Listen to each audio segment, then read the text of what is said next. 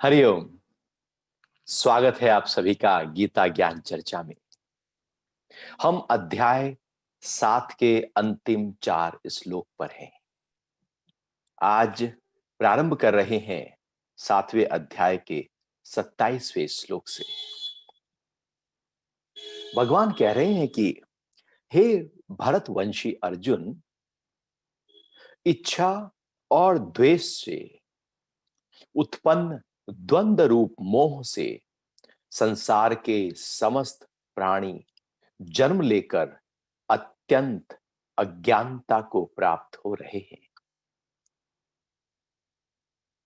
भगवान कह रहे हैं कि इच्छा और द्वेष से उत्पन्न द्वंद्व रूप मोह,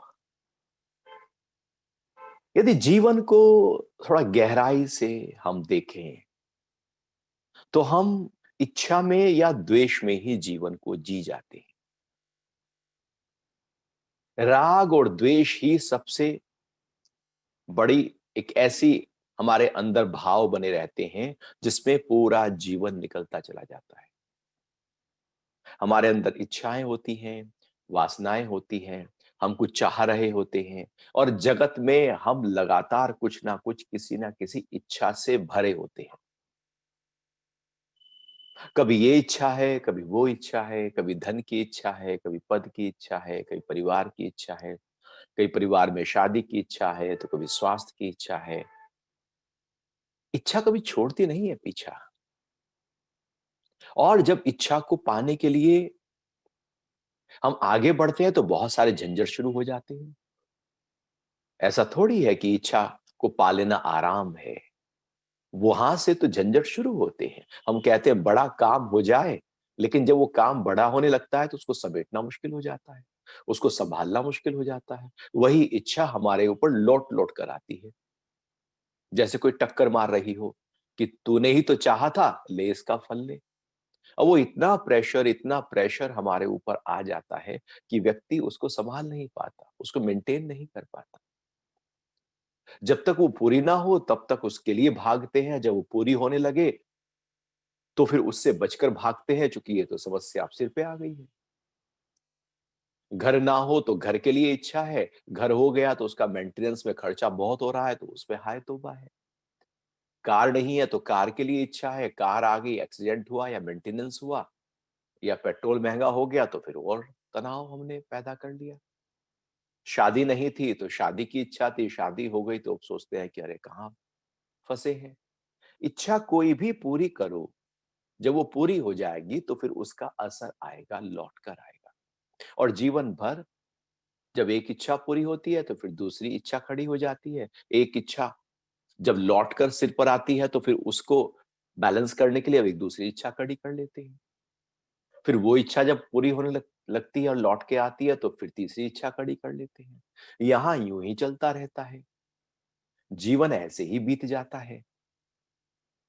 और जो मेरी इच्छाओं में रुकावट बनकर खड़ा है या जिनसे मुझे दुख प्राप्त हो रहा है, मुझे नुकसान हुआ था, नुकसान हो सकता है, हो रहा है, या जिसने मेरा अपमान कर दिया, मुझे लॉस कर दिया, हानि कर दी, किसी भी तरीके से मेरे मान सम्मान पर, मेरे अहंकार पर ठेस पहुंचा दी, तो हम उससे द्वेष करने लगते हैं। द्वेष पूरी तरह से जीवन भर खड़ा रहता है, जाता ही नहीं है। किसी ना किसी से कभी ना कभी द्वेष चलता ही रहता है। कभी अंडर करंट चलता है, कभी अंदर गहरे स्तर पर चलता है और कभी वो उभर कर ऊपर के स्तर पर आ जाता है। कभी बहुत व्यक्ति इसलिए तो इरिटेट होते हैं। इरिटेशन क्या है? द्वेष ही तो है।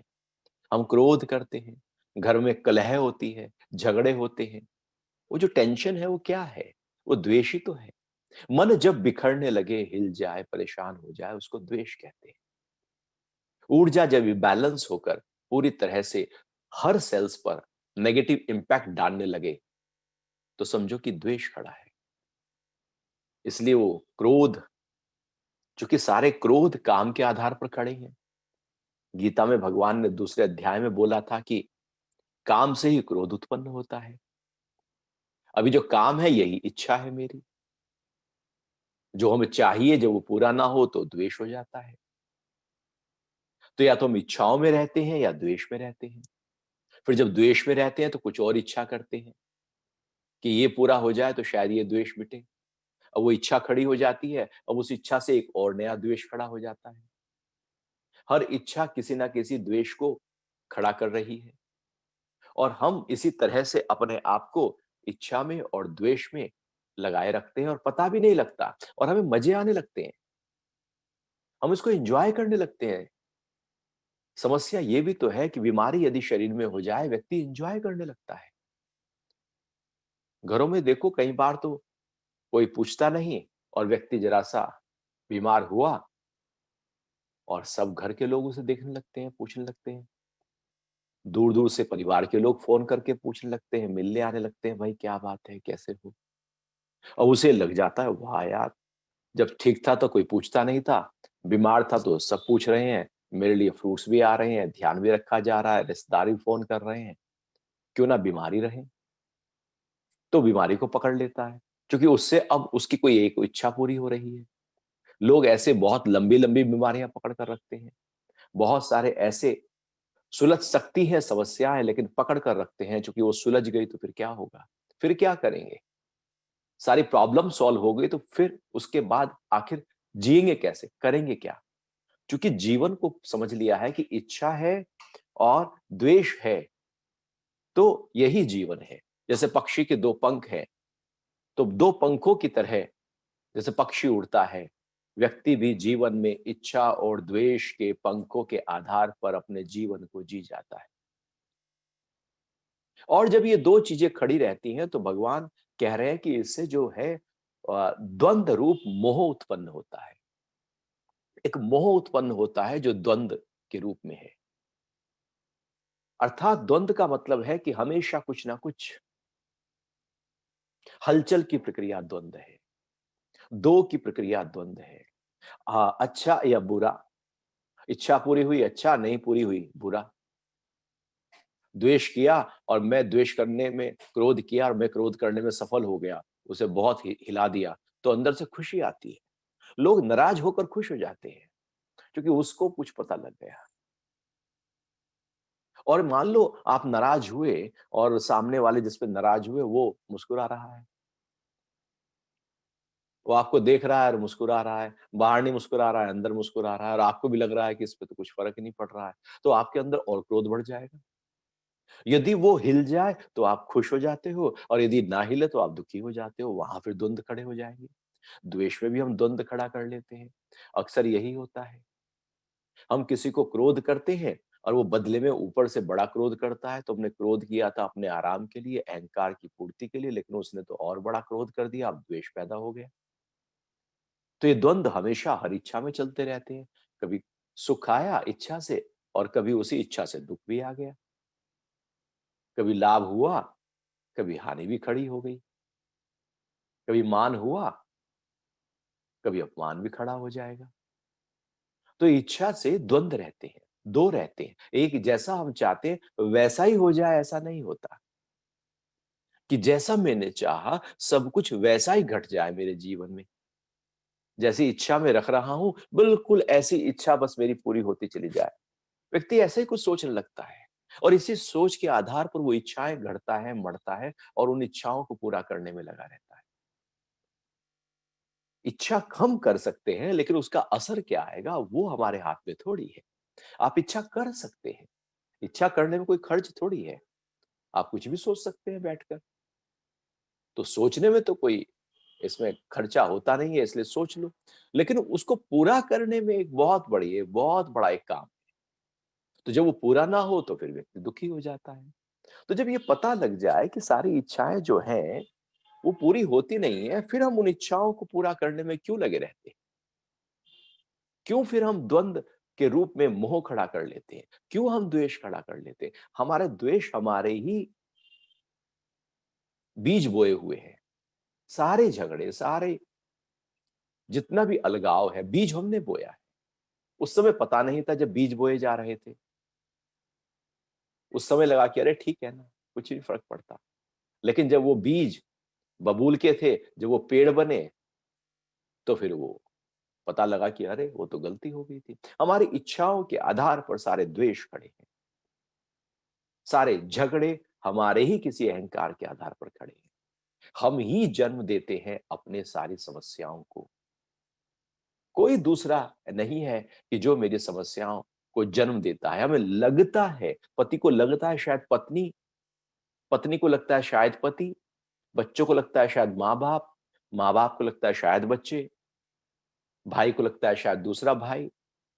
ऐसा कुछ होता नहीं है, कोई किसी के लिए कुछ नहीं करता। यदि आप आराम में हैं, भला फूल अपनी खुशबू बिखेर रहा है, आप वहां कितनी भी दुर्गंध कर दो, फूल तो अपनी खुशबू ही देता रहेगा ना।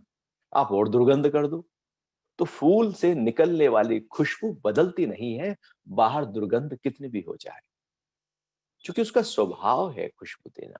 यदि आपका स्वभाव प्रेम का है, तो बाहर कोई कैसे भी व्यवहार करे, आपको कैसे फर्क पड़ेगा? और क्यों फर्क पड़े? हमारे ही अंदर कुछ है जिसके कारण से हमें फर्क पड़ता है, और फिर उसके कारण से हम हिल जाते हैं। और भगवान कह रहे हैं द्वंद रूप मोह पैदा होता है, और आसक्ति अटैचमेंट पैदा कर लेते हैं। इच्छा से भी अटैचमेंट है तो द्वेष से भी अटैचमेंट है। आप किसी से झगड़ कर देखो, देखो फिर वो याद कब तक रहता है वो झगड़ा। कोई बहुत बड़ा झगड़ा हो जाए, याद रह जाएगा। आसक्ति हो गई, मोह हो गया उस झगड़े से।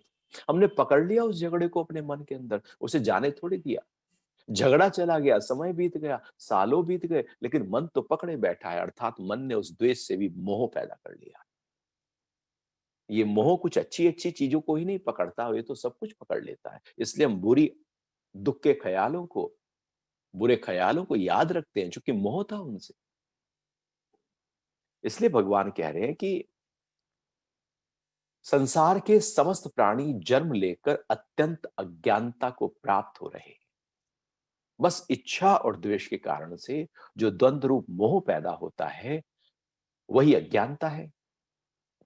और सारे प्राणी, सारे, शुरू में सबके अंदर यही भाव है। ये एक ऐसी बातें भगवान कह रहे हैं जैसे पूरे ह्यूमन साइकोलॉजी को पढ़ लिया हो, कि उनके अंदर मनोविज्ञान क्या है, व्यक्तियों के अंदर समस्त जितना भी जहां जो भी पैदा होगा, सबके अंदर का। ऐसा नहीं कि कोई कोई सुंदर है तो उसके अंदर इच्छा और द्वेष नहीं होगा। ऐसा नहीं कोई अमीर है, ऐसा नहीं कि कोई किसी देश में रहने वाला है तो इच्छा और द्वेष नहीं होगा। वो सबके लिए समान रूप से यही काम करने वाला है। तो भगवान कह रहे हैं अज्ञानता के कारण से सारी प्राणी अपना ऐसे ही जीवन को जिए जा रहे हैं, ऐसे ही चल रहा है।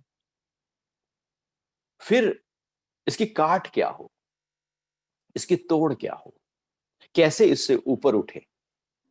भगवान फिर एकदम दूसरे श्लोक में बात कर रहे हैं। भगवान एक एक एक एक गहराई की बात करते हैं, मनोविज्ञान की बात करते हैं, और फिर उसके नाश की भी बात करते हैं। यहाँ ज्ञान भी साथ साथ चल रहा है तो उसका विज्ञान भी साथ साथ चल रहा है, या थ्योरी भी चल रही है तो प्रैक्टिकल भी चल रहा है। केवल थ्योरी नहीं है ये तो इम्प्लीमेंटेशन है, कि साथ साथ ज्ञान सुना और साथ साथ उसको इम्प्लीमेंट किया। कल पर नहीं छोड़ते, कल पर छोड़ दिया, यदि ज्ञान कल इंप्लीमेंट करेंगे तो कभी इंप्लीमेंट नहीं होगा। यदि अभी नहीं तो कभी नहीं, हो ही नहीं सकता।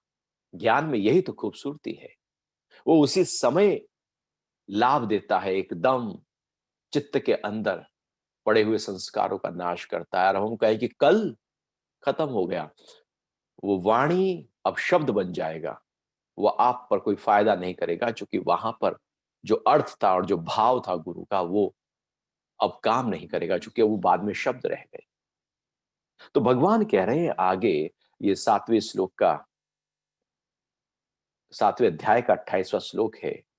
परंतु पुण्य कर्म करने वाले जिन मनुष्यों के पाप नष्ट हो चुके हैं, वे द्वंद्वों के मोह से मुक्त, दृढ़ संकल्प वाले मुझे भजते हैं। पुण्य कर्म करने वाले जिन मनुष्यों के पाप नष्ट हो गए हैं। पाप क्या है? इच्छा और द्वेष से जो भी कर्म हो, पाप है। इच्छा उठने पर आप जो भी कर्म में प्रवृत्त होते हैं, पाप है। जब क्रोध, झल्लाहट, चिड़चिड़ापन, अलगाव, विरोध, उत्पन्न हो जाए फिर कर्म करे तो पाप है। जो भी कर्म द्वेष के कारण से किया जा रहा है पाप है। जो भी कर्म इच्छाओं के कारण से, आसक्ति के कारण से, अहंकार से किया जा रहा है पाप है। अब यदि इस दृष्टि से पाप को देखें तो फिर तो सारा ही पाप हो गया। फिर तो हमने जीवन को पाप पाप और केवल पाप से ही जी लिया। भगवान की पाप की और पुण्य की परिभाषाएं कुछ अनूठी है। केवल अच्छा कर्म करना पुण्य नहीं, बल्कि पुण्य का मतलब है कि ऐसा कर्म जो पाप का नाश कर दे। जो कर्म पाप का नाश करे वही पुण्य है। अब कौन सा कर्म हो सकता है जो मेरे पाप का नाश करे? और व्यक्ति को यदि चोरी करने की आदत है, वो चोरी कर रहा है और साथ-साथ वो कुछ दान पुण्य भी कर रहा है। और दान पुण्य करके सोचता है कि अरे मैंने तो अपने पापों का नाश कर लिया, चलो अब फिर से। व्यक्ति ऐसे ही सोचते हैं, वो जाते हैं गंगा में डुबकी लगाते हैं, सोचते हैं पाप नष्ट हो गए, अगले साल फिर आएंगे, एक साल पाप करके एक बार फिर डुबकी लगाएंगे, फिर सारे धुल गए। पाप व्यक्ति करता जाता है, जो उसके मन में कहीं ये पड़ा होता है कि पुण्य करके उसको मैं खत्म कर दूंगा। पुण्य का मेरा जो ग्राफ है वो ऊंचा उठने लगेगा। और जब पुण्य करने लगता है तो व्यक्ति सोचता है कि अरे मैंने बहुत पुण्य कर लिया, पाप कर भी लूंगा तो कोई फर्क नहीं पड़ेगा। मैंने बहुत सारा इनकम टैक्स दिया है, थोड़ा बचा भी लूंगा तो फर्क नहीं पड़ेगा। बहुत सारा अच्छी तरह से डाइट फूड लिया है मैंने, थोड़ा बहुता कुछ तला हुआ खा भी जाऊंगा तो फर्क नहीं पड़ेगा। वो सोचता है कि थोड़ा बहुता हो भी जाएगा तो फर्क नहीं पड़ेगा, क्योंकि पुण्य तो बहुत किए। जबकि जो पुण्य किया था वो भी पाप ही है। पता ही नहीं है कि जो किया जा रहा है वो पाप है। क्योंकि पुण्य किया जा रहा है, दान किया जा रहा है कि बदले में मेरा कीर्ति हो, नाम हो, मुझे अच्छा लगे, वो देखे कि वाह क्या व्यक्ति है, क्या दान करता है, कीर्ति ख्याति। तो वहां कुछ पाने का भाव हो गया तो पाप हो गया, क्योंकि इच्छा वहां जन्म ले रही है। हमारे सारे कर्म पाप की तरफ ही होते हैं। और भगवान कह रहे हैं कि ऐसे कर्म करने हैं, ऐसे पुण्य कर्म जो तुम्हारे पापों का नाश कर दे। अब वो पुण्य कर्म क्या है जो मेरे पाप का नाश करे? अर्थात इच्छा और द्वेष से रहित जो कर्म है वो पुण्य है। जैसे ही हम ऊंचे उठकर यदि सकाम है तो फिर पाप है, निष्काम है तो पुण्य है। अर्थात ऐसे कर्म जो मेरे चित्त में पड़े हुए पापों का नाश करें, वो पुण्य कर्म होते हैं। और अध्यात्म में पुण्य कर्म का मतलब होता है निष्काम कर्म। वो सकामता का नाश करते हैं। निरिच्छा का भाव वो इच्छा को खत्म करता है। प्रेम का भाव वो द्वेष को खत्म करता है। ये पुण्य है। और वो पुण्य ही पाप का नाश करेंगे। जैसे रोशनी के आने पर अंधेरा नष्ट हो जाता है, ऐसे ही पुण्य कर्म के होने पर पाप ही नष्ट हो जाते हैं। यदि हम जो बाहर करते हैं पुण्य, कि दान किया तो पुण्य हो गया, तो क्या उस पुण्य से मेरे पाप नष्ट हो रहे हैं? क्या अब मैं पाप की तरफ दोबारा प्रेरित नहीं होऊंगा? क्या मैं दोबारा पाप अब करूंगा ही नहीं? क्योंकि पुण्य कर्म कर दिए थे तो पाप क्या नष्ट हो गए? पाप जू के त्यों खड़े हैं। पुण्य की एक और श्रृंखला खड़ी कर दी। पाप की तो खड़ी ही थी, पुण्य की भी खड़ी कर दी। पाप को भी भोगना था, पुण्य को भी भोग लिया। भगवान इस पुण्य की बात नहीं कर रहे। भगवान तो उस पुण्य की बात कर रहे हैं कि पाप की वृत्ति ही पूरी तरह से नष्ट हो जाए, आप वहीं से ही ऊपर उठ जाएं। पाप का भाव अर्थात इच्छाओं और द्वेष का भाव ही हट जाए। ऐसी स्थिति में जब हम आ जाते हैं और फिर कर्म करते हैं, वो पुण्य कर्म कहलाते हैं। कर्म तो करना है, कर्म तो करना ही है। यदि पुण्य नहीं होगा तो पाप हो जाएगा, तो क्यों ना पुण्य करें। पुण्य क्या है?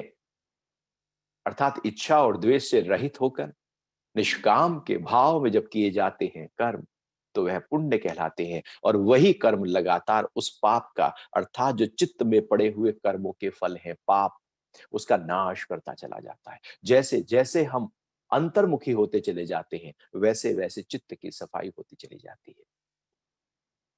चित्त की सफाई होना जब प्रारंभ होता है तो समझो कि पुण्य कर्म अर्थात साधना के जो फल है वो प्रकट हो गया। साधना का फल ही है चित्त की सफाई करना। एक समय ऐसा आता है कि साधना के इंप्रेशंस रह जाते हैं, वो फिर लास्ट में नाश कर दिया जाता है उनको। लेकिन पहले जो पड़ा था सारा कचरा अंदर, जितना भी पुण्य किया था, जितना भी पाप किया था, पहले जो किया था, वो सब साफ हो, क्योंकि सब सकाम से किया। सकाम से पुण्य भी पाप है,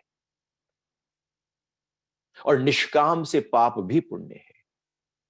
हम स्थिति कहाँ है, हम कहाँ खड़े हैं, उसके ऊपर निर्भर करता है कि पुण्य हो रहा है या पाप हो रहा है। इच्छा और द्वेष में खड़े हैं तो कुछ भी कर लो, सब पाप है। निष्काम भाव में खड़े हो, कुछ भी कर लो, सब पुण्य है। क्योंकि वो स्थिति अंदर क्या है वो महत्वपूर्ण होता है, भाव क्या है वो महत्वपूर्ण है, इंटेंशन क्या है वो महत्वपूर्ण है। कोर्ट भी तो कहता है ना, भैया आपने यदि कोई मारने की इंटेंशन से ही मारा तो उसकी सजा अलग है, और इंटेंशन नहीं थी आपकी, बस हो गया, मुकालते में हो गया, धोखे में हो गया, तो उसकी सजा अलग है। उतनी नहीं होगी जितना इंटेंशन से जो कर्म किया गया था। यदि किसी को पाप कर्म किया जा रहा है, इच्छा से किया जा रहा है कोई भी कर्म, तो इंटेंशन है इच्छा, इंटेंशन है द्वेष, तो फिर वो कर्म खड़े हैं, सारे पाप है। जो चित्त में इकट्ठा हो जाए वही पाप है, और जो चित्त की सफाई करने लगे कर्म वही पुण्य है। तो भगवान कह रहे हैं कि परंतु पुण्य कर्म करने वाले जिन मनुष्यों के पाप नष्ट हो चुके हैं, अर्थात चित्त की अब सफाई हो गई है, एकदम निर्मल शुद्ध चित्त, वे द्वंद्वों के मोह से मुक्त दृढ़ संकल्प वाले मुझको भजते हैं। वो फिर द्वंद्वों का जो मोह था, जो ऊपर भगवान कह रहे थे, इच्छा और द्वेष के कारण से जो द्वंद्व रूपी मोह पैदा होता है, जैसे ही पुण्य अर्थात निष्काम में आते हैं, वैसे ही वो जो द्वंद्व है वो मिटते चले जाते हैं, और साधक के अंदर एक दृढ़ संकल्प पैदा होता है अपने को जानने का और परमात्मा में पूरी तरह से समर्पण के भाव को रख लेने का। हमारे जीवन में संकल्प होते हैं, हम बाहर के संकल्पों में अटके रहते हैं।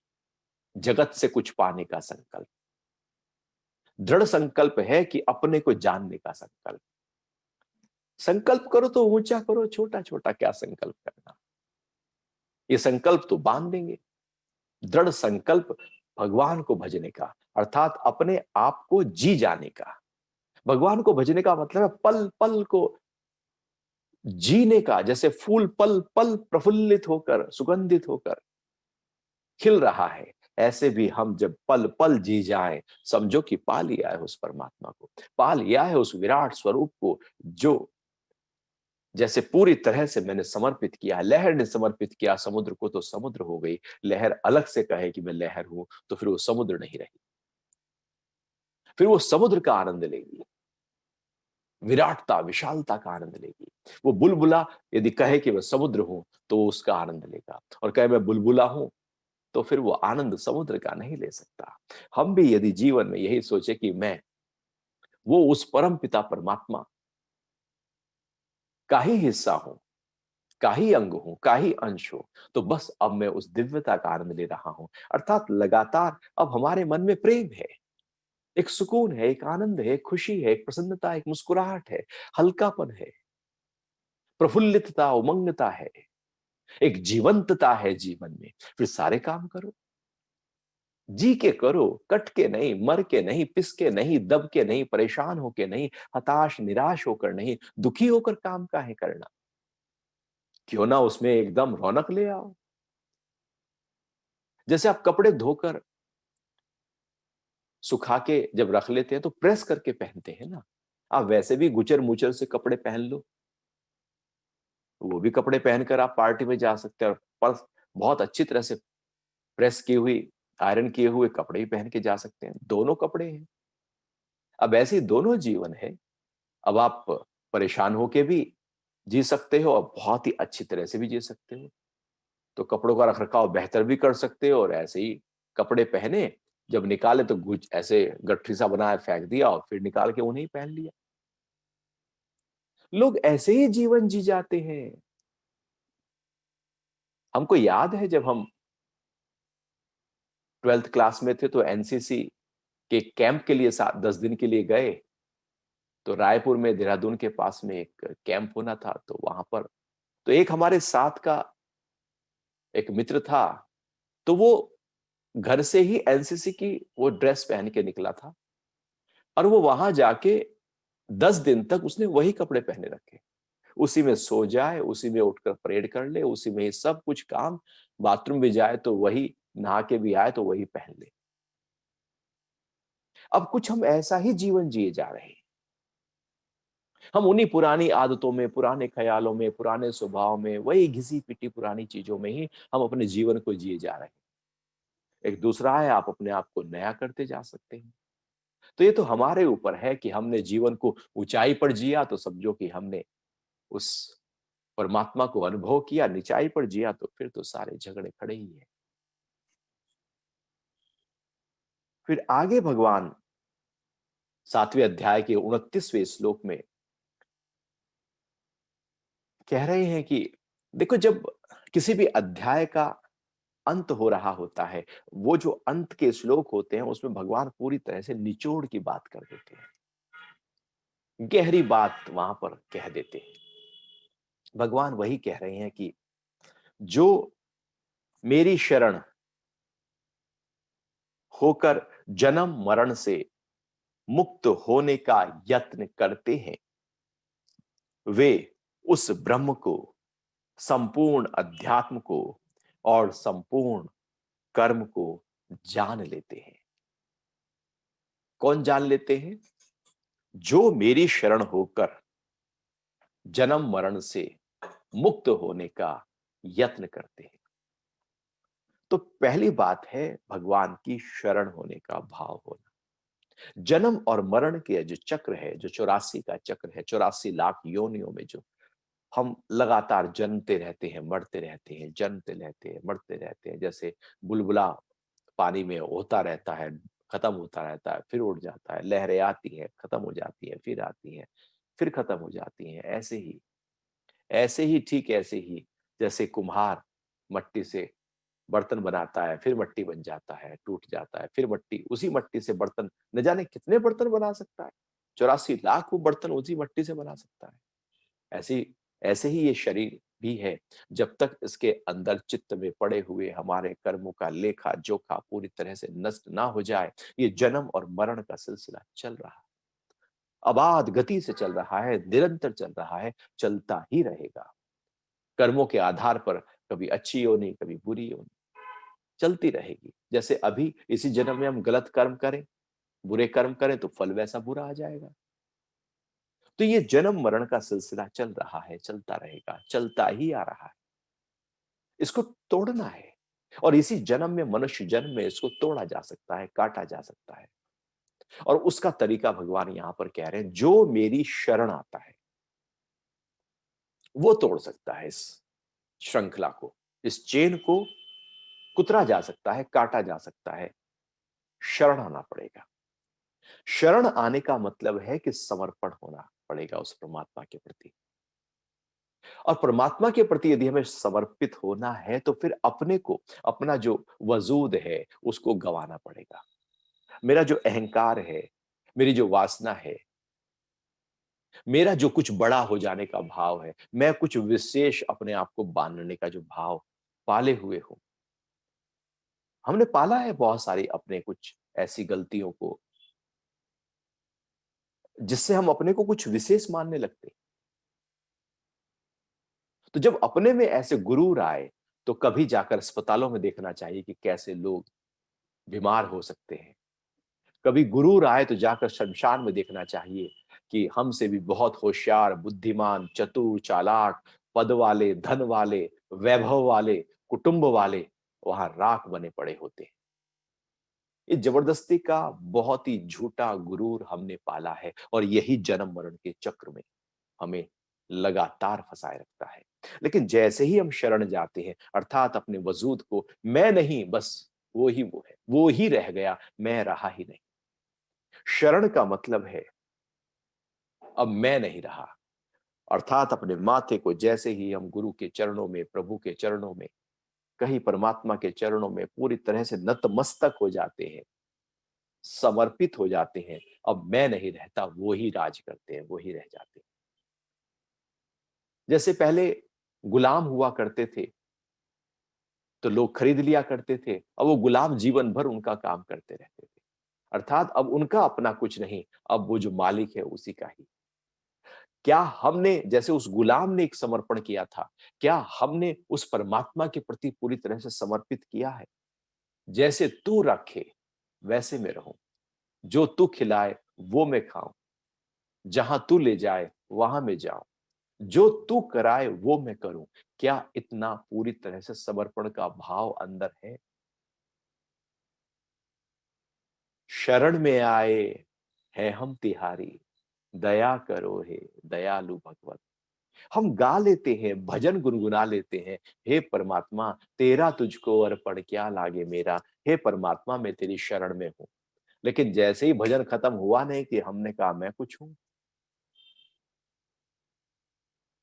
भजन खत्म, भजन चल रहा है और हम गा रहे हैं मैं शरण तेरी हूं, और हम खुद ही अपने में रौनक ला रहे हैं कि देखो मैं कितना अच्छा भजन गा रहा हूं। हम कह रहे हैं कि मैं तेरी शरण में हूँ। हम भजन गा रहे हैं और देख रहे हैं कि कौन लोग मेरे लिए तालियां बजा रहे हैं। वहां मेरी चूंकि अहंकार है, वो झुका क्यों खड़ा है? शरण गए कहाँ? शरण जाना कौन चाहता है? शरण जाने के लिए अपना वजूद मिटाना चाहेंगे। वजूद के लिए तो सारा पापड़ बेले हैं आज तक। सब कुछ किया है इसी वजूद को पाने के लिए, इसी कीर्ति, इसी शान और शौकत को पाने के लिए तो सारी कोशिश, सारा तामझाम हमने किया है, सारी सब कुछ गंवा दिया है इसके लिए। और फिर कहा जाता है कि सब समर्पित कर दो। अरे भैया, सारा समर्पित ही करना था तो इतना तामझाम भी क्यों करवाया? तो ये हमारी अज्ञानता है कि समर्पित कर दो परमात्मा को, तो मेरा वजूद विशाल हो जाएगा, परमात्मा जैसा हो जाएगा। और यदि समर्पित नहीं किया तो फिर मैं अलग हूं, डपली हम बजाते रहते हैं अपनी अपनी। बस कुछ होता थोड़ी है। मुख्य धारा से हटकर जब कोई अपनी ढपली बजाने लगे तो वही अहंकार है। मैं हूं कुछ। तो भगवान कह रहे हैं कि जो शरण आ जाएगा, अर्थात पूरी तरह से लीन विलीन तल्लीन हो जाएगा, एक हो जाएगा, अपना कुछ अलग से उसका वजूद नहीं रहेगा, वो जन्म और मरण के चक्र से मुक्त हो जाएगा। और यदि हमें इसी चक्र से मुक्त होना है तो अपने अंदर का भाव पूरी तरह से शरणागत कर दो, एकदम समर्पित कर दो उस परम सत्ता के प्रति जो लगातार मेरे भीतर भी बह रही है और बाहर भी बह रही है। बस एक भाव ही तो है, कुछ करना थोड़ी। धन भी दोगे तो किसको दोगे? धरती पे तो रहने वाला है। तो वो शरण करना है अपने को, अपनी चीजों को हम शरण करने लगते हैं। हम कुछ देकर शरण करने लगते हैं। नहीं, हम फूल देकर, प्रकृति का फूल, परमात्मा का फूल परमात्मा भी चढ़ाते हैं। परमात्मा की घंटी परमात्मा को ही बजाते हैं, परमात्मा का दीपक परमात्मा को दिखाते हैं। तो जो उसका है हम उसी से उसको कैसे प्रसन्न कर सकते हैं? किया ही नहीं जा सकता। अजब हैरान हूं भगवन तुम्हें कैसे रिझाऊं मैं। एक्चुअली हमें हैरान होना चाहिए कि हम जो परमात्मा के लिए लेकर जाते हैं वो तो उसी का है, उसी के बाग से फूल तोड़ा, उसी को चढ़ा दिया।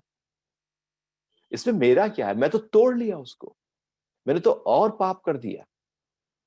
तोड़ने की एक क्रिया कर दी, वो फूल खिल रहा था, वो तो गड़बड़ा दिया मैंने।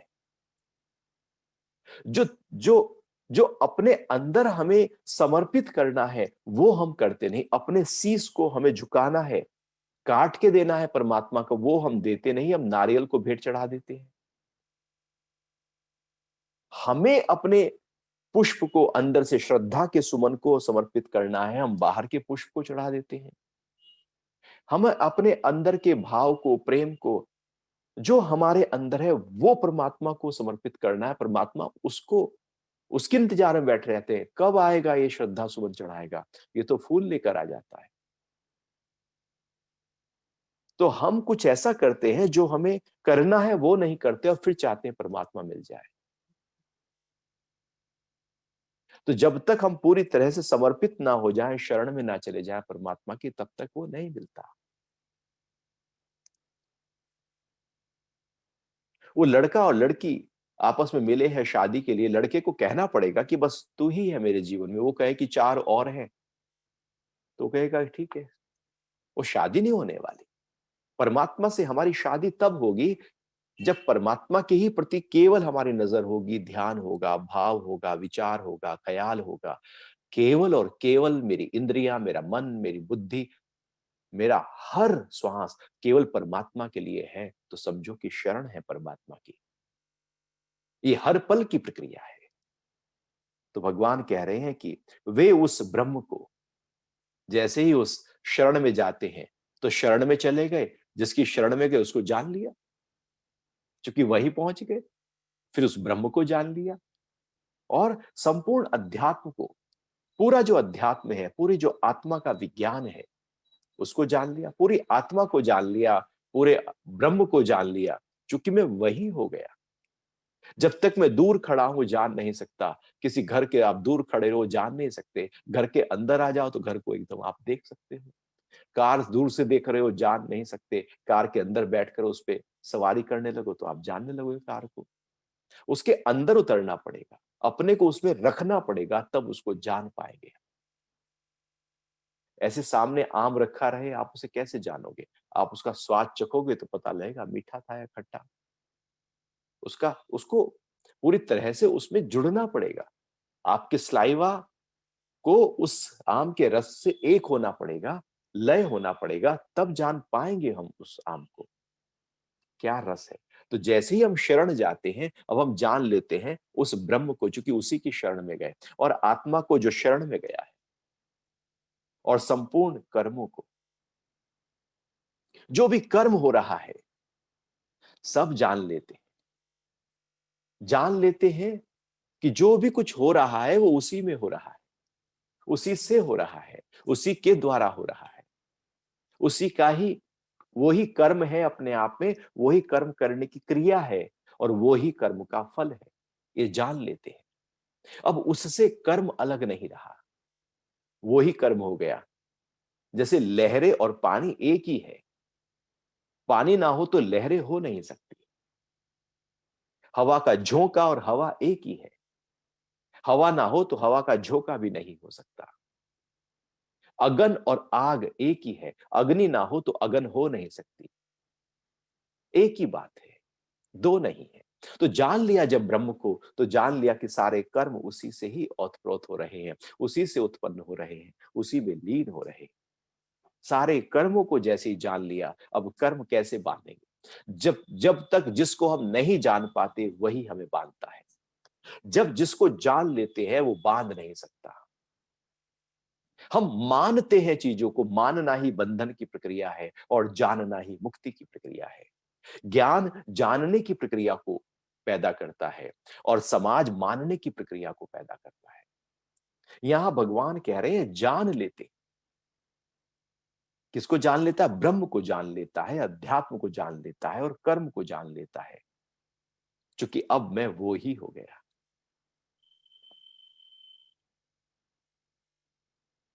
और इस अध्याय का अंतिम श्लोक, अध्याय 7 का श्लोक 30,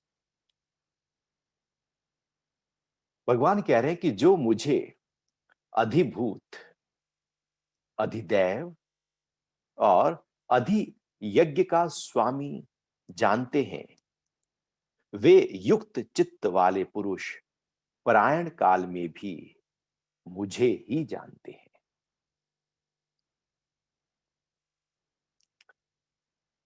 अधिभूत, अधिभूत का मतलब है कि जो भी 5 तत्व हैं, पृथ्वी, जल, अग्नि, वायु, आकाश, ये भूत है और इनसे ही सब कुछ बना है।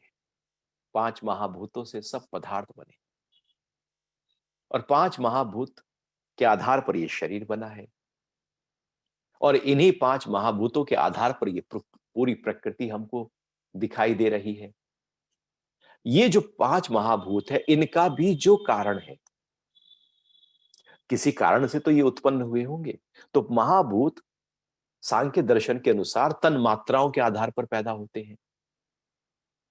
अब तन मात्राओं का भी कोई कारण होगा। अब जो तन मात्राएं हैं वो अहंकार के आधार पर पैदा होती है। अहम, और अहम महत के आधार पर पैदा होता है, महत प्रकृति के आधार पर पैदा होता है। अर्थात इस जो भूत है इनका जो अधि है, इसका भी जो गहरा बीज है उसका भी स्वामी मैं हूं। जो ऐसा जान लेता है कि इस पूरी की पूरी प्रकृति का स्वामी मैं हूं, जो प्रकृति दिख रही है, जिनको हम पंचभूतों से बना हुआ शरीर और ये पदार्थ और ये सृष्टि कहते हैं, उसका स्वामी भगवान कह रहे हैं, जो जान लेता है कि मैं हूं। और दूसरी बात भगवान कह रहे हैं, अधिदेव, अर्थात अभी जो प्रकृति है, अब इस प्रकृति में बहुत कुछ हलचल हो रही है, बहुत कुछ गति हो रही है, बहुत कुछ है ऊर्जा से भरा हुआ, एनर्जीज एनर्जीज है। अब वो जो अधिदेव है, अर्थात जो दिव्य एनर्जीज है, जो देव के रूप में, देवता के रूप में कार्य कर रही, जो सब कुछ धरती को घुमा रही है, सूरज से पूरा अगन निकल रहा है, पूरा ब्रह्मांड अपने रूप में कार्य कर रहा है, बीज बोया जाता है, पेड़ आ जाता है, खाना खाते हैं, पूरी तरह से खून बनने लगता है। क्या होता है? गाय घास खाती है, दूध देती है, पूरी एनर्जी एक किस तरह से कार्य कर रही है पूरे ब्रह्मांड में, परफेक्ट तरीके से, जिससे पूरा पूरा संसार व्यवस्थित होकर चल रहा है। तो वो जो पूरी एनर्जी है, ऊर्जा है, उसका भी जो स्वामी है, उसका भी जो ओरिजिनल है और उसका भी जो स्वामी है, वो मैं, जो ऐसा जान लेता है।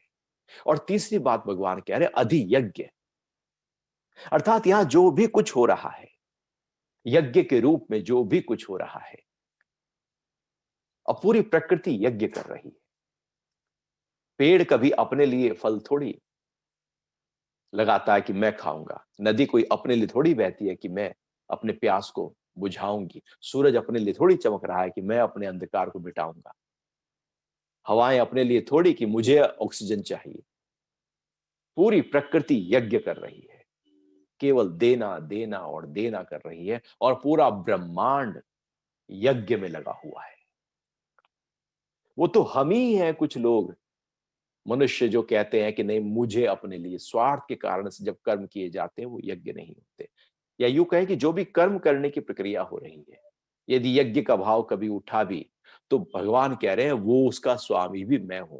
तो पूरे ब्रह्मांड में जो भी यज्ञ हो रहा है उसका स्वामी मैं हूं। तो मैं ही प्रकृति का स्वामी हूं, मैं ही प्रकृति में रहने वाले प्राण का स्वामी हूं, और मैं ही जो कर्म हो रहा है उसका स्वामी। तो प्रकृति, प्राण और कर्म, तीनों का स्वामी मैं ही हूं, और तीनों से ही यह सब कुछ हो रहा है। शरीर हो, भूत तो हो, लेकिन प्राण ना हो, अधिदेव ना हो, वो एनर्जी ना हो तो बेकार है। एनर्जी हो और कर्म ना हो रहा हो तो बेकार है। शरीर भी चाहिए, एनर्जी भी चाहिए, और फिर कर्म भी करना है, तीनों को तो हमें जोड़ना पड़ेगा। तो पूरे ब्रह्मांड में ये तीनों ही चीज जुड़ी हुई है। इसी के लिए भगवान कह रहे, अधिभूत, अधिदैव और अधियज्ञ का जो स्वामी मुझको जानता है, जान लिया हो जिसने कि पूरे ब्रह्मांड में जो भी कुछ हो रहा है ये उसी के आधार पर हो रहा है, परमात्मा के आधार पर ही घट रहा है। वे युक्त चित्त वाले पुरुष परायण काल में मुझे ही जानते हैं। युक्त चित्त वाले, एक है वियुक्त चित्त, बिखरा चित्त, आसक्त चित्त, अहंकारी चित्त, संसारी चित्त, इच्छा वाला चित्त, मोह वाला चित्त। एक चित्त है जो संसार में लगा है, एक चित्त है जो स्व के भाव में लगा है, आत्मा में टिका है, उस दिव्यता में टिका है। एक है मेरे अंदर का रुझान जो बाहर की तरफ हो रहा है, एक है जो अंदर की तरफ हो रहा है। तो जो बाहर की तरफ है वो युक्त नहीं, लेकिन जो अंदर, जो चित्त पूरी तरह से, जिसमें मन आत्मा की तरफ लगा है, बुद्धि आत्मा की तरफ लगी है, श्वास श्वास में उसी का भान है, सब कुछ जो युक्त हो गया है आत्मा की तरफ, वो जो लगातार इस तरह से जीवन जीता है, और लगा सुबह से उठकर रात तक जिसका चित्त युक्त है परमात्मा में। बाहर काम हो रहा है, खाना भी खाएगा, घूमेगा, फिरेगा, व्यापार करेगा, परिवार देखेगा, कपड़े पहनेगा, पार्टी जाएगा, पिक्चर जाएगा, वो सब बाहर के क्रियाकलाप हो रहे हैं, लेकिन चित्त अंदर जुड़ा पड़ा है, युक्त हो रहा है। हो सकता है, क्यों नहीं हो सकता? आपको शाम को कहीं पार्टी में जाना हो, बहुत ही बेहतरीन पार्टी है, बहुत ही वीआईपी लोग आने वाले हैं, जिनको आप मिलना चाहते थे, देखना चाहते थे, बात करना चाहते थे, आपको भी वहां का इनविटेशन आया हुआ है। आप सुबह से लेकर शाम तक ऑफिस भी काम कर रहे हैं, लेकिन आपके मन में लगातार जो है वो शाम की पार्टी चल रही है। क्या पहनूं, कैसे जाऊं, कैसे बात करूं, किससे मिलूंगा, विजिटिंग कार्ड लेकर जाऊंगा, किसको साथ लेकर जाऊं। वो सारी जो प्लानिंग है आपके मन में लगातार चल रही है, और आप बाहर के सारे काम कर रहे हैं, आप बाथरूम जा रहे हैं, आप खाना खा रहे हैं, आप मित्रों से बात कर रहे हैं, आप ऑफिस का काम कर रहे हैं, आप कार भी चला रहे हैं, लेकिन युक्त आपका चित्त वहीं जुड़ा पड़ा है। जैसे लड़का लड़की का रिश्ता हो जाए, शादी होने ही वाली थी अभी 5 दिन में, लड़का भी काम करता है, लड़की भी काम करती है, दोनों के अंदर एक दूसरे का भाव पड़ा रहता है, काम सारे हो रहे होते हैं। जैसे किसी से झगड़ा हो जाए तो आप सारे काम कर रहे होते हैं, लेकिन झगड़ा ही मन में पड़ा रहता है। वो चित्त मेरा कहाँ जुड़ा है, ये महत्वपूर्ण है। अंदर कहाँ हम अटके हैं, हम जहां दिख रहे हैं वहां नहीं है, हमारा मन कहाँ है वो महत्वपूर्ण है। तो भगवान कह रहे हैं जो युक्त चित्त हो गया है, वो प्रायण काल में अर्थात अंत काल में, अंत काल का प्रायण काल का मतलब है कि जो बॉडी कॉन्शियसनेस है उससे ऊपर उठने की प्रक्रिया, अर्थात प्रस्थान की प्रक्रिया। अब चित्त से उठकर युक्त चित्त होने पर व्यक्ति जो है वो आत्मा में स्थित हो जाता है। ये प्रायण काल है, यहां से उठकर वहां हो जाना, इत्थे पुट्ठे उत्थे लावना। अभी संसार में चित्त था, अभी आत्मा में चित्त हो गया, ये प्रायण काल है। और ये प्रायण काल हो गया है जो संसार में चित्त था उससे। और फिर एक समय ऐसा आएगा, ये शरीर जब शांत होगा, पूरा होगा, तो भी हम उसी ही युक्त चित्त के साथ होंगे। तो जीते जी यदि युक्त चित्त के साथ हैं, तो जब शरीर पूरा होगा तो भी चित्त मेरा वहीं टिका होगा। भगवान कह रहे हैं कि वो मुझको जान लेता है। तो ये एक अनूठी प्रक्रिया है उस परमात्मा को जान लेने की। जब तक उसकी विशालता, विराटता, अनंतता, दिव्यता को हम पहचानेंगे नहीं, तब तक, जब तक वहां जाएंगे नहीं, समर्पित होंगे नहीं, तो तब तक उसको पहचानेंगे भी नहीं। इस तरह से आज ये 7वां अध्याय यहां पर पूर्ण होता है। अब अगली बार हम 8वें अध्याय से प्रारंभ करेंगे। अभी आपके कोई प्रश्न उठ रहे हो तो उस पर बात कर सकते हैं। हरिओम गुरुजी। हरिओम। अ, दर्शकों, मुझे उम्मीद है गुरुजी ने जितनी सहजता और आसान भाषा में गीता के उपदेशों को, गीता के श्लोकों का सार हमारे सामने प्रस्तुत किया है, उससे आपकी जिज्ञासाओं का, आपके मन में चल रही शंकाओं का निवारण अवश्य हुआ होगा। अब हम कुछ सवाल ले लेते हैं। गुरुजी, पहला सवाल पूछा है विभा जी ने। उनका पूछना है, स्वार्थ और हितार्थ, स्वार्थ और अपने हितार्थ कार्य करने में क्या अंतर हो सकता है? नहीं, अपने हित के कार्य और स्वार्थ के कार्य दोनों एक ही बात है, कुछ अंतर नहीं है। स्वार्थ का मतलब है मेरी कोई इच्छा है, स्व मतलब अपनी कोई इच्छा है, उसको पूरा करने में जब हम लगे रहते हैं तो वो स्वार्थ कहलाता है। और अपने हित को पूरा करने में लगे रहते हैं तो भी वो हितार्थ कहलाता है। लेकिन एक होता है परमार्थ। अब हम अपने लिए नहीं बल्कि दूसरों के लिए, दूसरों का भाव, दूसरे के लिए भाव हमारे अंदर जग जाता है, उसके लिए हम कर्म करने लगते हैं। तो परमार्थ का भाव तब पैदा होता है जब हम परम अर्थ को समझ रहे होते हैं। जब हमने सब में वो देखा है तो हम परमार्थ के भाव में आते हैं, अन्यथा हम परमार्थ के भाव में भी केवल दिखावे के लिए, कीर्ति के लिए आ जाते हैं। केवल भाव उठा तक मैं कुछ कर लूं तो इसलिए आ जाते हैं। वास्तविकता में हर समय परमार्थ का भाव थोड़ी जगा रहता है। परमार्थ का भाव का मतलब है कि अब जग गया तो जग गया। जैसे स्वार्थ हमारे अंदर हमेशा जगा रहता है। अपने लाभ, अपने फायदे की बातें हम हमेशा करते रहते हैं। क्या परमार्थ का भाव हर समय जग गया है? तो यदि हर समय जग गया है तो स्वार्थ नहीं रहा। ऐसा नहीं कि कुछ समय के लिए स्वार्थ और कुछ समय के लिए परमार्थ। ऐसा नहीं कि कुछ समय के लिए पाप और कुछ समय के लिए पुण्य। पाप है तो पाप ही है, और पुण्य है तो फिर पुण्य ही है, पाप नहीं रहा। जन्म है तो जन्म ही है, मृत्यु है तो मृत्यु ही है। ऐसा नहीं कि कुछ समय के लिए स्वार्थ कर लिया, कुछ समय के लिए परमार्थ कर लिया और उन्हें बैलेंस कर लिया।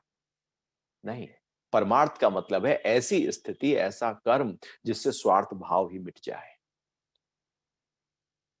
जी। एक अन्य प्रश्न आया है आकांक्षा जी का। वह पूछती हैं, गुरुजी, एक सामान्य मनुष्य के लिए वह किस तरह अपनी इच्छाओं पर, अपने सांसारिक मोह पर नियंत्रण पा सकता है? इच्छाओं पर नियंत्रण कैसे पाया जाए? इच्छाओं पर नियंत्रण केवल जागरूक होकर पाया जा सकता है, अवेयरनेस के साथ पाया जा सकता है, सुजाग होकर पाया जा सकता है। हमें पीछे मुड़कर कभी देखना चाहिए कि आज तक बहुत सारी इच्छाएं मैंने की, उसमें से बहुत बड़ा हिस्सा इच्छाओं का पूरा भी हुआ, और इच्छाओं का वो जो हिस्सा पूरा हुआ, अब पूरा हो जाने पर कैसा लग रहा है? क्या और इच्छाएं नहीं उठती? क्या और इच्छाएं सारी खत्म हो गई, या और खड़ी है? आप पाएंगे जब एक इच्छा पूरी होती है, दूसरी इच्छा को जन्म देती है। जब वो पूरी होती है तो तीसरी को जन्म देती है। ये इच्छाओं की श्रृंखला लगातार चलती रहती है। मुर्गी से अंडा आता है, अंडे से फिर मुर्गी आती है, मुर्गी से फिर अंडा आता है। वो सिलसिला लगातार चलता चला जाता है। इच्छाओं को जानना ही काफी है। इच्छाएं हो लेकिन जागरूक होकर हो, सचेत होकर, बिल्कुल अवेयरनेस के साथ हो। फिर वो इच्छा होगी जो आपके लिए बेहतर होगी। अभी हम वो सब इच्छा कर लेते हैं जो देखा देखी थी, किसी ने की तो मैंने भी की। इच्छाएं कभी देखा देखी नहीं होनी चाहिए। इच्छाएं आपकी आवश्यकताओं के आधार पर होनी चाहिए। इच्छाएं आपके कर्मठता के आधार पर होनी चाहिए। इच्छाएं आपके अंदर जो विद्वत्ता है, जो स्किल्स हैं, उसके आधार पर होनी चाहिए। इच्छाएं वैसी हों जो आप कर्मठता से उनको पूरा कर पाए। यदि इच्छाएं हमने वो पाली हैं जिनको हम पूरा ही नहीं कर सकते, इच्छाएं हैं बड़ी, पूरा कर नहीं पा रहे हैं, हम चाह रहे हैं कि घर आ जाए बड़ा, पैसा उतना है नहीं, बस इच्छाएं करते जाएं, दुखी होते जाएं। हम अपनी इच्छाओं को जब बड़ा कर लेते हैं तो दुखी होने लगते हैं। आप इच्छाओं को बड़ा नहीं बल्कि अपनी कर्मठता को बड़ा करें, अपने कर्मों को बड़ा करते जाएं। आपकी इच्छाएं जो आप पहले कर रहे थे बहुत छोटी हो जाएंगी। व्यक्ति अभी पढ़ाई करके आया ही था, उसकी पहली जॉब मिली, उसे लगा कि बस मेरे जीवन में एक इच्छा है, यदि 2 बेडरूम सेट मेरा मैं खरीद लूं तो बस बात बन जाए, लाइफ सेट हो जाए। जब वो 50 साल का होता है तो आप देखना कि उसके पास में 2 बेडरूम नहीं, अब 3 बेडरूम हो चुका होता है। उसने इच्छा तो की थी छोटे की, लेकिन यदि वो केवल इच्छा कर ले और उसके लिए कर्म ना करे तो 2 बेडरूम भी कभी कर नहीं पाएगा। और वो इच्छा को छोड़कर अपने कर्म को पूरी तरह से मेहनत के साथ में करना शुरू करे तो 2 बेडरूम, 3 बेडरूम, 4 बेडरूम, 5 बेडरूम, न जाने कितने घर हो सकते हैं। कितना घर, मकान खरीदा जा सकता है यदि कर्मठता को ताकत दी। इच्छाओं को ताकत देने से इच्छाएं पूरी नहीं होती। इच्छाएं पूरी होती हैं कर्मठता को ताकत देने से। गलती यही हो जाती है, हमारे जीवन में फल बड़े हैं, कर्म छोटे हैं। जब कर्म बड़े हो जाएं तो हर इच्छा पूरी ही है। आप चाहो नहीं वो प्रकट हो जाएगी, लेकिन आप उसके लिए तैयार होने चाहिए, आप उसके पात्र होने चाहिए। यदि हम पात्र नहीं हैं, पात्र ही हम नहीं हैं, और अब हम कहें कि मुझे पात्र है हमारा आधा किलो का, और हम कहें कि इसमें 2 किलो सामान भर दो, तो वो आप नहीं भर सकते, ठूस ठूस के भी नहीं भर सकते। अपनी पात्रता को बड़ा करो। प्रकृति अपने आप, जैसे ही पात्र बड़ा होता जाता है, प्रकृति हवा उतनी ही अनुपात में उसमें ज्यादा बढ़ती चली जाती है। पात्र ही छोटा है और फिर हम चाहें कि हवा ज्यादा आ जाए तो वो नहीं होगा। पात्रता हमारी कर्मों के आधार पर विकसित होती है, कर्मठता के आधार पर, कर्म योग के आधार पर विकसित होती है। जो हम सीखते हैं, समझते हैं और पूरे शरीर को, इंद्रियों को, मन को, बुद्धि को एकाग्र करके, फोकस करके जब हम कर्म करते हैं, तो हमारे हर कर्म में एक्सपर्ट हम होते चले जाते हैं। हम गहरे स्तर पर उस कर्म को जानने लगते हैं और जैसे ही किसी कर्म को आप गहरे स्तर पर जानने लगते हैं, प्रकृति उसका फल देना शुरू कर देती है। अब किसी ना किसी रूप में धन आपके पास आ ही जाएगा। यदि आप कर्मठ हैं, तो धन पीछे-पीछे है और कर्मठ नहीं तो आप पीछे-पीछे। जब हम पीछे-पीछे हैं तो इच्छाएं बड़ी हैं, इच्छा आगे-आगे, हम पीछे-पीछे। एक दूसरी स्थिति है कि आपने अपने आप को इतना बड़ा कर लिया कि अब प्रकृति आपको पद भी दे रही है, धन भी दे रही है, कीर्ति भी दे रही है, जो चाहिए जहां हाथ रखो वहीं सोना निकल रहा है, क्योंकि आपने अपने आप को इतना बड़ा पात्र बना दिया। जीवन के सारे दुख इसलिए हैं क्योंकि हमने इच्छाओं को बड़ा किया है। सारा सुकून, सारा आनंद, सारे जीवन की जीवंतता उसमें है कि मैंने अपनी कर्मठता को, कर्म को बड़ा कर दिया। बस सब कुछ प्रकट हो गया। जी। गुरुजी, एक सवाल है वरुण जी का। वह पूछते हैं, मनुष्य के कर्म ज्यादा महत्व रखते हैं या उस उन कर्मों के पीछे छिपी हुई हमारी भावनाएं? महत्वपूर्ण तो कर्म महत्वपूर्ण है या भावना महत्वपूर्ण है? बिना भावना के कर्म होता ही नहीं है।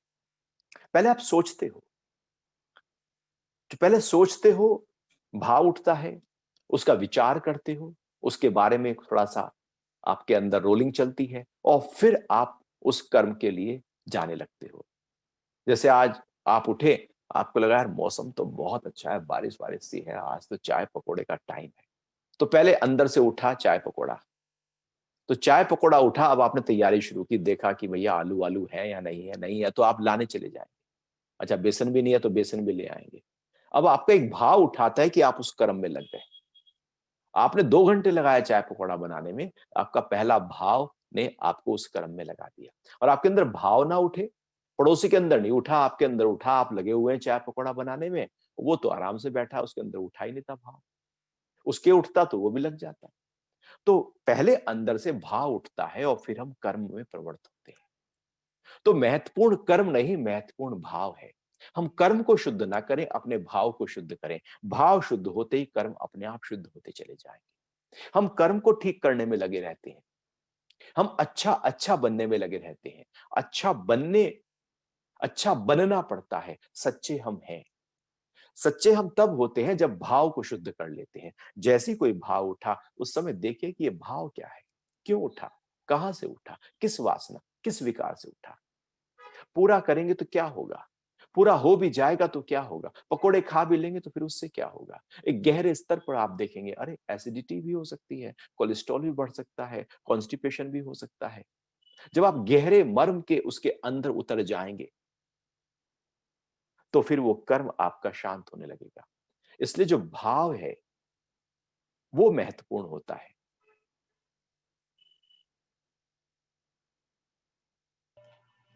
गुरुजी, कभी-कभी हम अपने मतलब ये सवाल मेरे ही मन में उठ रहा है कि कभी-कभी हम अपने कर्मों को इसलिए जस्टिफाई कर देते हैं कि हमारी भावना तो उसके पीछे अच्छी थी। हमारी भावना तो बहुत ही पॉजिटिव थी, इसलिए हमारे कर्म जैसा भी हुआ बट वो जस्टिफाइड है। तो आप इस पर अपनी क्या है, मतलब इस पे हमें इस विचार देखो में क्या हमारे है? हमारे द्वारा कोई गलत कर्म हो जाए या गलत हमने कर्म कर लिया, फिर हम कहते हैं नहीं मेरा भाव तो ऐसा नहीं था, मेरा तो दिल दुखाने का भाव नहीं था, वो तो मैंने ऐसे ही बोल दिया। ऐसे वैसे हम कुछ नहीं बोलते।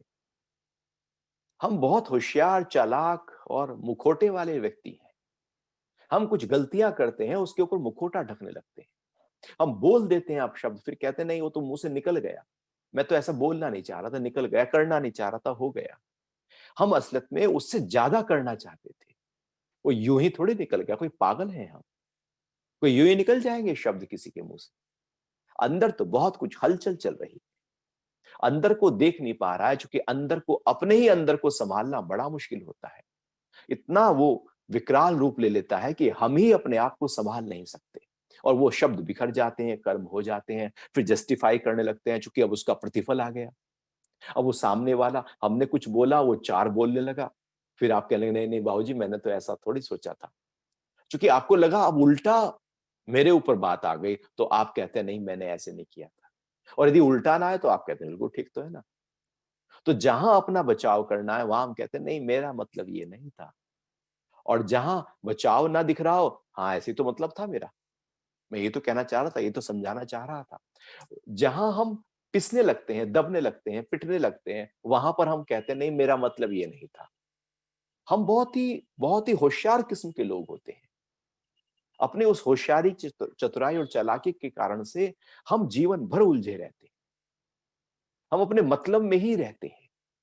हम वास्तविकता में अंदर की शुद्धता के आधार पर तो जीवन को जीते ही नहीं हैं। हम तो अपने हिसाब से जीते हैं, अपने ही हिसाब से चलते हैं। और फिर कुछ गलती हो जाती है कर्मों में, कुछ शब्दों में, तो कहते हैं ये मतलब नहीं था। फिर बाद में कहते हैं माफी दे दो। पहले तो कर दिया, फिर कह रहे हो माफी दे दो। उस जब किया था उस समय क्यों नहीं ध्यान था? उस समय बेप्रवाह, उस समय लापरवाह क्यों थे? हम उस समय पूरी तरह से अलर्ट क्यों नहीं थे? बाद में हम क्यों कह रहे हैं कि ये गलती हुई है? तो इसका मतलब है कि उस समय हम बेप्रवाह, लापरवाह थे या हम वैसा ही करना चाहते थे। तो गलती तो अपने अंदर है, हम गलती को ध्यान नहीं देते और कहते हैं ऐसा मतलब नहीं था, ढकते रहते हैं अपने आप को। हम किसको धोखा देते हैं? हमें लगता है कि हम किसी को धोखा दे रहे हैं, धोखा अपने आप को दे रहे हैं। हम किसी को धोखा नहीं दे सकते। हम केवल और केवल अपने ही आप को जीवन भर धोखा देते रहते हैं। इसलिए तनाव है, क्रोध है, चिड़चिड़ापन है, उद्विग्नता है, दुःख है, परेशानी है, झंझट है, सब कुछ जीवन में उलझन क्यों है? क्योंकि धोखा दिया है सारा अपने आप को। हरिओम। बहुत-बहुत शुक्रिया सुरक्षित जी। बहुत खूबसूरती के साथ आपने जनता के, दर्शकों के सवालों के जवाब दिए हैं। तो दर्शकों, हमारे आज के लाइव एपिसोड में हमारे साथ बने रहने के लिए मैं तमन्ना जटवानी आप सभी का आभार व्यक्त करती हूँ। श्री कृष्ण कहते हैं जो व्यवहार आप दूसरों से अपेक्षा नहीं रखते, वैसा व्यवहार आपको किसी और के साथ भी नहीं करना चाहिए। गीता के इसी संदेश के साथ हम आज का एपिसोड यही समाप्त कर रहे हैं। अब आपकी और हमारी मुलाकात होगी सोमवार सुबह 8 बजे। तब तक के लिए हरे कृष्ण। हरिओम। जय श्री कृष्णा।